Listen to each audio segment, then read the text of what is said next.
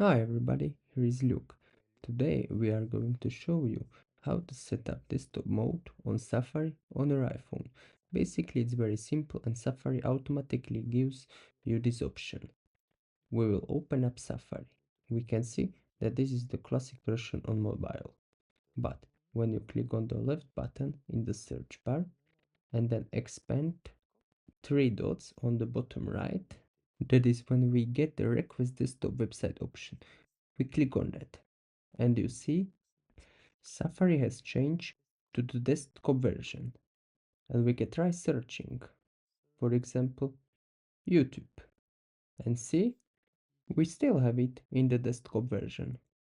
Now just as we turn it on, three dots, request mobile website, the page has refreshed and it's adapted to the phone again.